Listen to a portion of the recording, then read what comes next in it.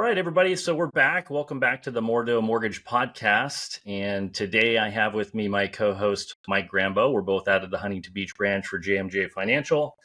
We're excited to have today Nestor Herrera. He's with RE/MAX Premier Realty in Irvine. Did I get that right, Nestor? You did, yes. Cool. I've known Nestor for, I don't know, what's it been, 10 years? Probably a little bit more than that, probably closer to 15. Time flies. Yeah, it's been a long time. Nestor, what I love about Nestor is he's been in the industry a long time. He's been incredibly consistent, right? His farm in the Irvine marketplace, I think it's mainly Woodbridge and Irvine. Correct. He's just been incredibly steady. He's got natural leadership abilities, which is why he's not only a realtor and producing with his team member, Michelle, if I'm not mistaken, but he's also the sales manager for the entire office. He has his own podcast. Nestor, what's the name of your podcast? The Agent Playbook. The Agent Playbook, and that's on YouTube? That is on YouTube, Spotify, it's everywhere. So we at least try to be everywhere. But most people find us on YouTube. Yeah, I was actually on that a week or two ago, and I was really impressed with your team and your YouTube studio, and just the way the whole thing went was cool. So we're returning the favor and having you on our podcast today. We do want to talk a little bit about what's, the elephant in the room, which is the settlement with National Association of Realtors, and what the new normal might look like from a sales manager's perspective. I'm sure you're hearing from the higher ups at RE/MAX and hearing, boots on the ground, what realtors' fears might be. But before we get into that, talk to us about your origin story, just so we can get a little bit to know you a little bit better as far as who's Nestor as a person and a realtor. Who's Nestor as a person and realtor? I always mess the number of years in the industry up. I'm 25, 26, 27 years, somewhere in that neighborhood. I stopped counting a little bit ago. As you mentioned before, my business is primarily in the Orange County area, central Orange County, South Orange County. Our geographic farm area is over in the Woodbridge. We work with my wife, Michelle, and we have been, our geographic farm has been, actually, I think that's how we met, Jason, some 15 years ago. Yeah. Consistently hitting it there. And I run an office. I've got just under 100 agents here at the office that I work with as well, and run that team. So stay busy. Also chair of Pro Standards. So I was on, we're going to be talking about the NAR lawsuit this morning. I was on the phone with the board this morning, and actually I've got a couple of conference calls later on this afternoon with some updates and some things like that going on there. So been chair of Pro Standards for 2 years, been on the Pro Standards committee at OCAR for, I want to say like 7 or 8 years now. Yeah. Before that was grievance and anonymous complaints. And then in the philanthropic world, just rolled off of board president for Team Kids, a local nonprofit that's here, and an advisory for them now, but try to stay busy. Yeah. Well, you think? That's a lot. Yeah, I've actually always admired you for the fact that it's not just what you do for money, right? You're obviously passionate about this, and you're spending a lot of your personal time, it sounds like, participating in, OCAR and things like, what was the charity you just mentioned? Team Kids. I absolutely love them. Yeah, I've been involved with them for about as long as I've known you. So 15 plus years now. So. Cool. And a big reason I really wanted to have you on is I knew behind the scenes you're in conversations about what the new normal is going to look like with National Association of Realtors and the settlement. You're hearing on mainstream media kind of like maybe a naive response to it, right? You're so polite. Yeah. Yeah. It just makes me roll my eyes. And then social media, if you're on Twitter, or if you're on Instagram, a lot of negative energy and kind of like sticking it to the realtor. And all I can tell you is the buyer's agent's probably one of the hardest working professionals in the real estate industry. Sure. The amount of showings with low inventory right now, working all weekend, negotiations after hours, Monday through Friday. There's really no, if you're truly a full-time professional as a buyer's agent in this industry, there's really no such thing as a day off, Right. So they're the unsung heroes, and it's taken for granted the amount of things that they do behind the scenes, showing properties, setting up showings, dealing with appraisers, home inspectors, being the quarterback of the transactions, negotiations with the listing agents, a fiduciary representation towards their buyer, right? That all of that's incredibly important. I think people forget all of this stuff. Very true. There's a reason they're paid, right? Very true. And well, I've got some opinions on a lot of that you're saying, but finish your thoughts. I want you to finish your thoughts. And well, no, let's just dive into that. I want to get your basic overview of what happened, what this settlement actually is going to mean. And Mike, feel free to chime in as questions come up. But go ahead and just give me your perspective on this right now, Nestor. Sure. Well, first thing I want to address is I agree with you that the buyer's agent, it is a very important role that has always been there and I believe will always be there. And a couple of things that you mentioned. You're in the industry and you know how much work goes behind everything that happens in there. And I hate to say it that we as an industry, we probably have shot our own selves in the foot. We portray too often, or at least is my opinion, we portray too often that so much of this business is easy. That got a buyer, you just go show them a couple properties, you put them into escrow, you're with them for 30 days and you get a big paycheck. How often do you see a postcard that comes in the mail, sold this house for well over asking price in one day? And the consumer thinks that everything that we're doing is very simple and very easy. And unfortunately, I think a lot of that is on us, that we have just so often, that's the message that we've been giving out. It's really not the truth. So one thing on that, Nestor, yeah. Sorry to interrupt, but yeah, I was just on Instagram and obviously I'm going to not name names, but this is more just a general observation. The Instagram post that caught my attention was an agent doing a pose in front of a fancy car, and talking about, let's go get it, I'm working hard. Sometimes it's like, do we really want that to be the messaging that we're giving off as what represents the real estate industry? I understand self-promotion, but can we do it in a way that doesn't come off as a little bit arrogant? You guys hang on a second. I need to cancel my afternoon photo session. That's Mike Grambo's humor, by the way. It's perfect timing, Mike. Anyway, go ahead and continue your thoughts.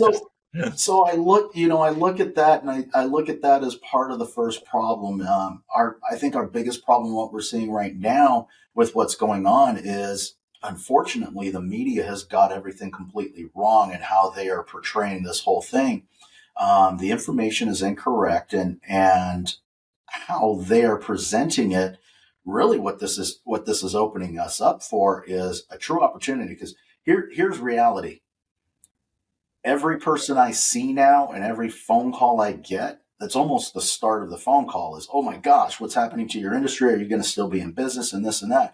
And the people are looking at this and they're all in fear. And I'm thinking, this is fantastic. This is an opportunity for me to have a conversation belly to belly. And I've got their full attention when we're talking. And I don't think people are looking at that perspective of it, but really what we've got to do right now is we're going to have to re-educate the public of what is correct and what is incorrect of all these headlines that are going out there right now. Because the majority of the headlines, I was reading one, I think it was yesterday, it came across 6% is gone, and I'm laughing. I'm like, I don't know when the last time I saw 6%. Yeah. The standard is gone, and I'm all, I want part of that standard. Yeah. Well, even on that headline, because I've seen that too. So it's National Association, and I have heard that other states that have lower price points will have higher commission rates, right? Correct. So they can make more money on it. But I haven't seen anything specific on like that. There's caps on commission. It seems like someone just said, 3% to both sides isn't going to happen anymore. But that seems just entirely speculative and kind of random, right? Correct. Yeah. But, and part of the other thing that I think people are misunderstanding in this is the change that they're making. part of the change has already been in effect. There is nothing keeping a seller right now. The new one I saw today was wait until July because you'll save thousands of dollars and not paying the commission. There's nothing keeping a seller right now from saying, "Hey, I don't want to pay a buyer's agent's commission," and we put a zero in the MLS. I know in some areas, I was talking to a agent in Phoenix the other day, and he was telling me 25, 30 listings in the MLS right now, zero commission being offered in their marketplace. So that part of it already existed and was already there. Do you think that this is going to push? This is where the confusion comes into play then, right? Like, is this going to push people? Dual agency already exists in the state of California. Mm-hmm. And, I have a certain opinion about it, just because I feel like I'm sure it can happen, but how do you have a fiduciary responsibility towards both and represent both? But isn't that going to push, maybe I'm wrong on this, but isn't that going to push people to do dual agency more often than not now? That's a yes and no. I think that's going to depend on the agent and their strength and their situation with the listing. If I went to you, Jason, and I took a listing and you said, "Hey, I don't want to offer compensation at all," no worries. And if somebody came to me as a buyer and said, "Hey, I want you to represent me on Jason's property that you have listed," if there's no compensation there, we can say no. Yeah. Jason has told us he just wants us to cover him. And that side, you're going to need to go find another agent to represent you. Now, we can't say no because of money situations, but we can say no if the seller says, "Hey, I only want representation on one side." We can say no if Mike comes to me and says, "Hey, I want to buy Jason's house and I want you to represent me." Fabulous. Mike, he's not offering me a compensation for that, so I'm happy to represent you. This is going to be my fee to represent you, assuming that Jason's still going to allow me to do dual agency. Yeah. Well, yeah. It's still there. And I think the other part of the settlement that people are overlooking, the bigger part of the settlement, everybody's looking at the commissions.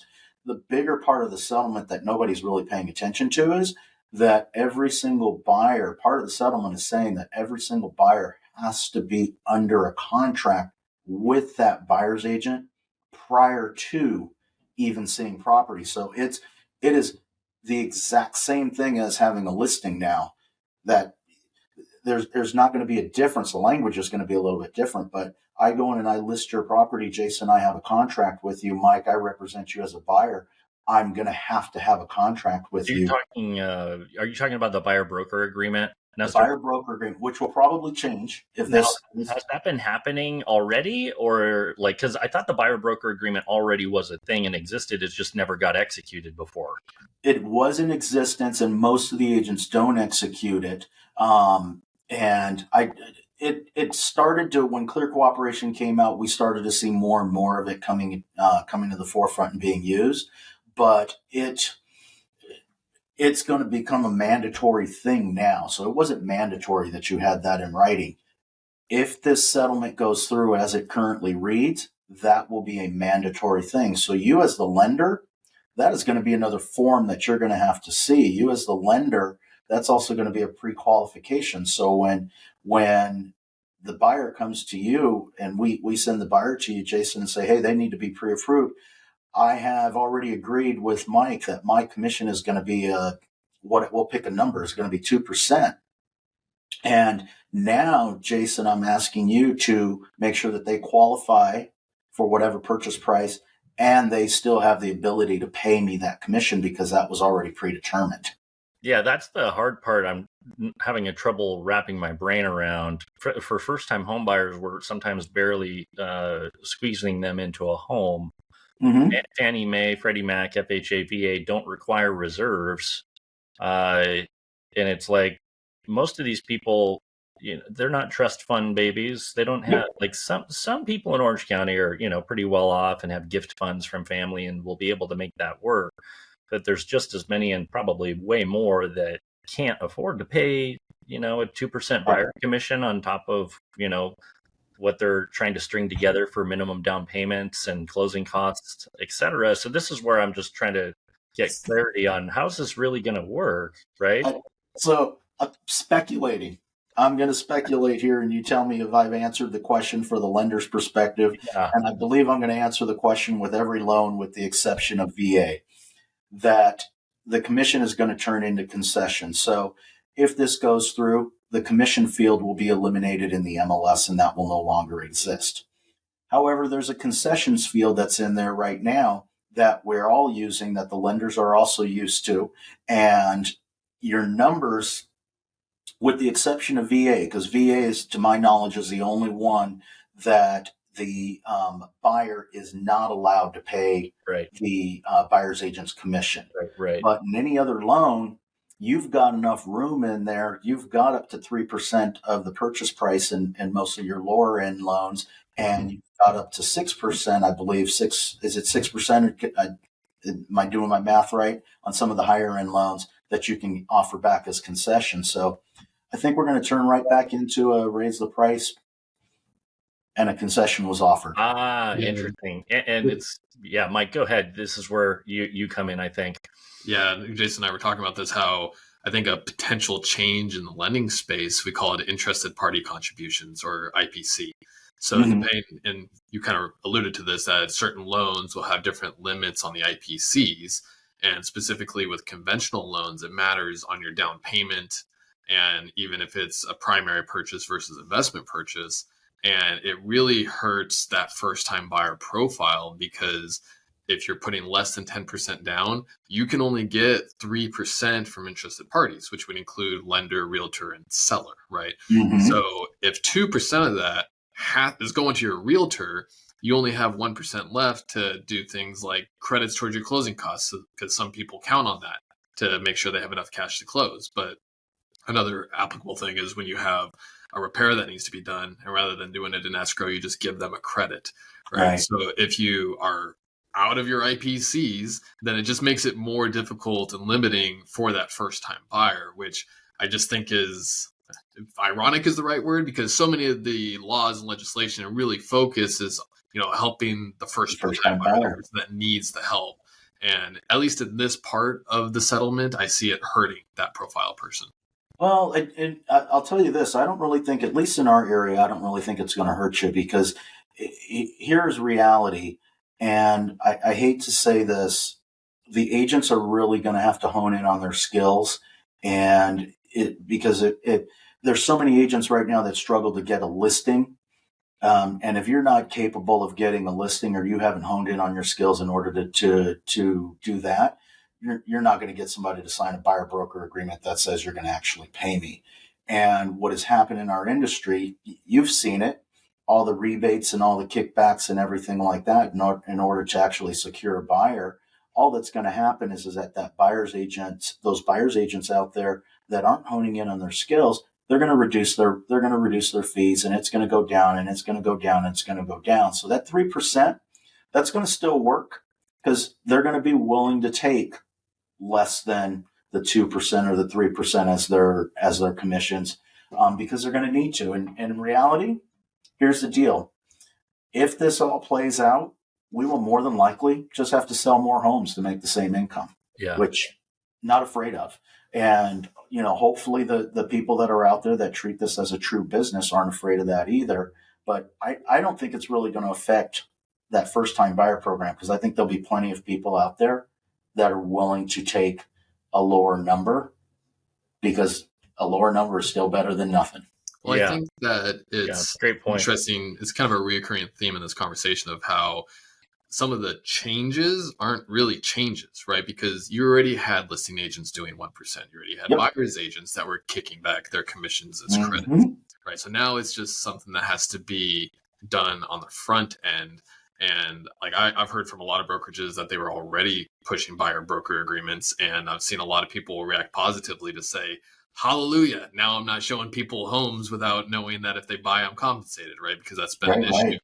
The one potential challenge I see with it is, tell me if I'm wrong in this, that I don't think there's a central place that's holding these buyer broker agreements. So I sign one with you, we see a few houses, I meet another realtor, I sign one with them, and then eventually So, buying a house and all the previous people coming back, right? So, well, I think that buyer, if this settlement goes through as proposed, the very first thing that's going to occur are all the attorneys behind all of these CAR forms and in different parts of the country, whoever's doing their forms for real estate, they're going to be busy between now and July, changing the purchase contract, changing the buyer broker agreement, all these forms will be modified to make sure that everybody's covered and everything. And there'll be a lot of scrambling going on. So we'll see some adjustments there. The But net benefit, Nestor, real quick, sure. a buyer broker agreement, isn't there a net benefit to that in the sense that, assuming we get all the nuances figured out, like you just alluded to, doesn't that mean the buyer's agent now has a formal commitment from their client? They will have And that feels more solid to me than just the unspoken handshake agreement that, I've seen so many buyer's agents, kind of burned over the years where they've spent maybe even months and hours upon hours driving and showing, and then only to find out that buyer ended up in escrow just approaching a listing agent and they heard about it through happenstance, right? Yep. So it feels like the net result is going to be on one hand, purging the industry in a good way because it's going to force people to decide, do you really want to commit to this industry as your professional career or not? Exactly. And people will fall by the wayside in a good way and in a necessary way. And then those that are left also now get this buyer broker agreement, which with a formal commitment, so they know that the time they're spending is going to end up in an actual paycheck in some form or another at the end of the road. And that, to me, on the surface, feels like a positive, more formal development. 100%. It is probably legitimizing the business more than people actually think, because you're 100% correct.